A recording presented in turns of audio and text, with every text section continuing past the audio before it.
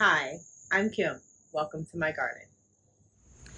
I'm a gardener in Georgia, growing zone 7B, and I thought I'd take you with me as I get my little harvest and talk about why I garden. So come along. I'm not a professional gardener.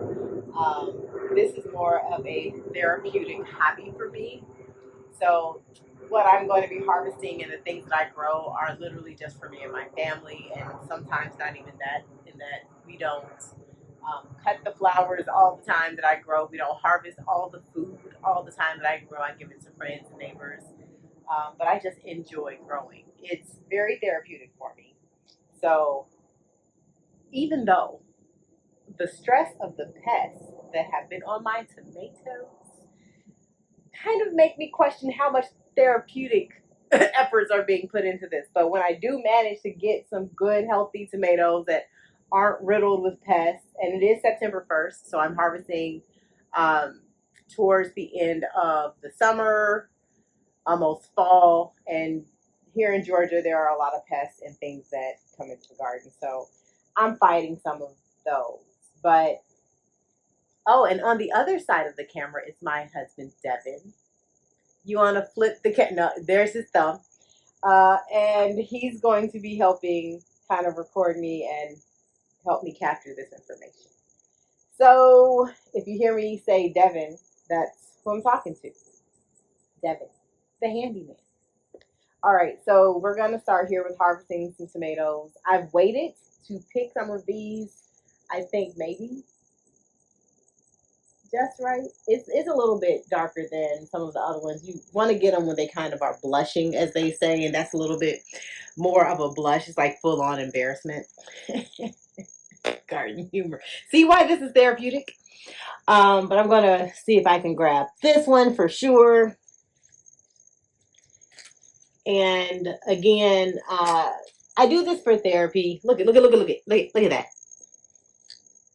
Insect damage. I'm pretty sure I'm gonna have insect damage on every one of my tomatoes, but I'm gonna cut it off and get what I can get.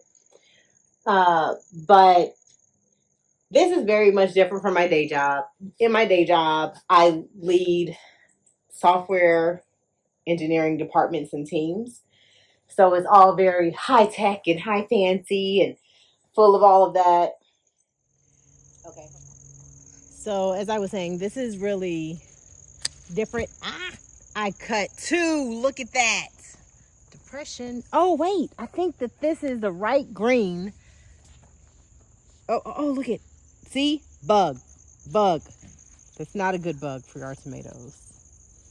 Maybe I got it before. This is a little firm. But I'm going to give it to my good friend, Brittany, who will try to make fried green tomatoes. She's been trying to get some fried green tomatoes for quite a minute. And I was like, no, we can't cut them because they're too firm. But, okay, here we go. So you can see that this type of stuff can be very distracting. It's hard to think about your day job and stress out about things when you're in the garden because there's so many other distractions. But then when you have successfully grown something from like a seed or a tiny little start, you feel very accomplished. You're proud of what you've done. You learn a lot about the science of the soil. Well, as much as you want to until you just say, you know what, I'm gonna try everything and see what happens. But it really can become my therapy. Here comes my joke, Devin. But we moved to Georgia about a year ago. And since that time, I have done a significant amount of gardening. And I have shared with my neighbors that gardening is my therapy. Like, this is what I do. I mean, I talk to humans occasionally, but sometimes that requires more therapy. But so the joke goes that since moving here, I've done a significant amount of gardening, and my whole front landscape, my backyard, everything looks completely different. I haven't spent a tremendous amount on plants, but I've started a lot of plants, and so my neighbors have questioned me, and they go, well, Kim, how much therapy do you need? And I think this is self-explanatory. So while I say gardening is therapy, I'm really serious. It can be very therapeutic. And it is very distracting. Like right now, I'm looking at a tomato with a humongous hole in it, which means that some bug has burrowed. Okay, I'm going this way and I don't want to step in front of the camera. Let's see. So bear with me. I'm new to recording my actions. So if this does not come out perfect and beautiful like a professional YouTuber or anybody like that you really would want to watch, I understand, because that's not who I am. Look at that. It went crazy. That's going straight into the compost. They went to town on that one. So one decision that I made was if I'm growing it, I'm not using pesticides. I'm growing as organically as possible, even meaning that I'm avoiding organic solutions to pesticide. Like, I don't want to do those because the truth is, even if you're using organic things, for example, diatomaceous earth, it can still kill some of our pollinators. And this is the first year we've had a healthy amount of pollinators, and I don't want to get rid of them. As I was saying, this is the first year that we have had a healthy amount of pollinators. I've been very mindful about what I plant. Again, it is the end of the season, so what you are seeing are a bunch of plants that have tried to survive and make it through a weird summer. It's been hot, but then it was dry, and then it was very rainy. So it's 2023. We're trying to deal with it. And again, I said the garden is very distracting. I don't want to make my husband move in a certain way where he steps on what looks like a watermelon that is starting to grow. So nope, it's behind you that way. Oh yeah, I'm not going. You want to scroll around, turn around, and show the watermelon that's trying to grow.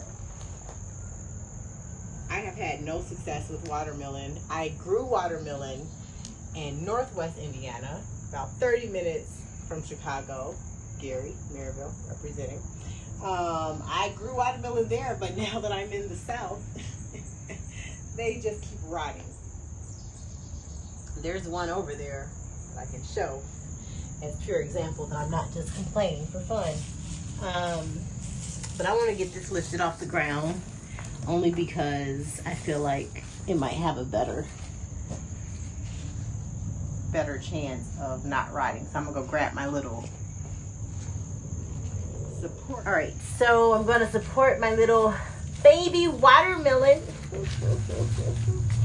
Oh, that makes me happy.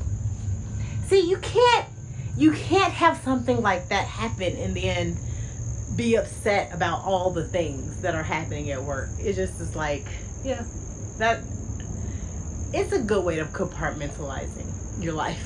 So it's like, yeah, well, that's happening, but I've got another chance at watermelon. And I will show you, Devin, if you go right down by your feet, this has been my experience. They grow and then they rot. I think a lot of it has to do with the inconsistent watering that I was talking about earlier, so this garden is not on like drip irrigation. I'm hoping maybe to be able to do that next year. But again, I am a humble home gardener. I do not have the resources and infrastructure, time, and availability to be able to make this something really grand. I just want to keep it real. But I do want to get a harvest. I want to get harvest. So I'm about to take this off. But every watermelon so far has rotted, even once it started to grow. Why? I think it probably has to do with the watering. There isn't any obvious like insect damage. Of course, once stuff starts rotting, you'll get insects, but it isn't an obvious reason. It could just be what's happening because of the weather. I really think it's weather related. So, but it's pushing off new flowers. It has new flowers. It has one starting again. So all is not lost. Keep hope alive. That goes into the compost. All right, I have another watermelon now that I'm talking about watermelons. So we're just talking about tomatoes. I did. I finished the tomatoes. I'll show my harvest. But now that I'm talking about watermelons, I'll just show that it hasn't been a complete failure. You still recording? Yeah. Okay, great. So here are 2 watermelons. I think these are sugar babies that are successfully growing, I hope, and I think. These vines have been here forever. Yes, I have weeds, okay? I did not properly prepare this soil that great before the season started because, quite frankly, I was just ready to garden. So as we look at this, just ignore the weeds and the lack of great preparation. But this is real life. This is what a backyard garden looks like. Again, we've only been here for a year.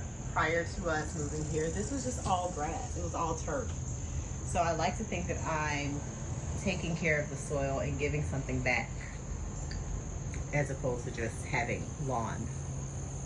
So at the end of all that is said and done, again, welcome to my garden, and this was today's harvest.